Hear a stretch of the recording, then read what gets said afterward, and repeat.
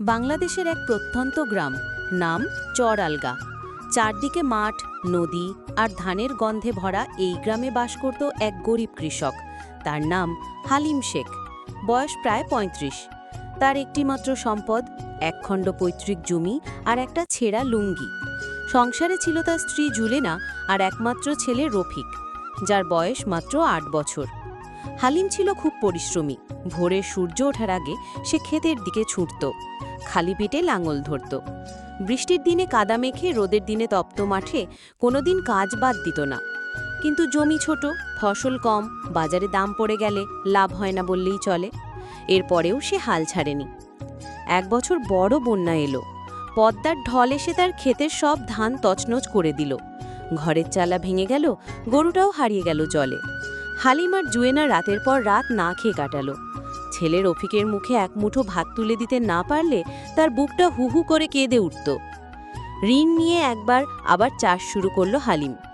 এবার ঠিক করলো ফসল বিক্রি করবে শহরে গিয়ে। গ্রামে কম দামে বিক্রি করে সে বারবার ঠকেছে। ছেলে রফিক স্বপ্ন দেখত সে একদিন স্কুলে যাবে, পড়ালেখা শিখবে, বাবাকে আর কষ্ট করতে দেবে না। কিন্তু টাকার অভাবে তাকে স্কুল থেকে ছাড়িয়ে আনা হয়েছিল। একদিন রফিক বলল, আব্বা, আমি তোমার সাথে খেতেই যাব, কিন্তু প্রতিদিন তুমি আমাকে একটা অক্ষর শেখাবে। হালিম চোখ মুছে বলল, ঠিক আছে রে বাবা, তোকে আমি আমার মতো করে মানুষ করব। তুই তো আলোর মতো একদিন আলো ছড়াবি। ২ বছর পর পরিশ্রম আর ধৈর্যের ফল মিলল। ভালো ফলন হলো। শহরে গিয়ে হালিম ধান বিক্রি করল ৩ গুণ দামে।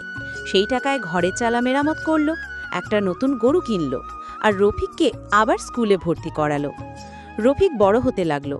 সে প্রতিদিন স্কুলে যেত আর বিকেলে বাবার সাথে মাঠে কাজ করত। তার চোখে ছিল স্বপ্ন, বাবাকে আর মাঠে লাঙল ধরতে দেবে না সে। ৫ বছর পর রফিক তখন ৮ম শ্রেণীর ছাত্র।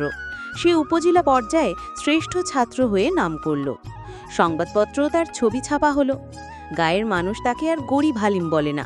এখন সবাই বলে, এই লোকটা হাল ছাড়েনি বলেই আজ তার ঘরে আলো জ্বলে। এই গল্প শুধু হালিমের না, এ হাজারো হালিমদের, যারা দিনে দিনে কষ্ট করে যায় কিন্তু স্বপ্ন দেখা বন্ধ করে না। তারা জানে একদিন সূর্য উঠবেই।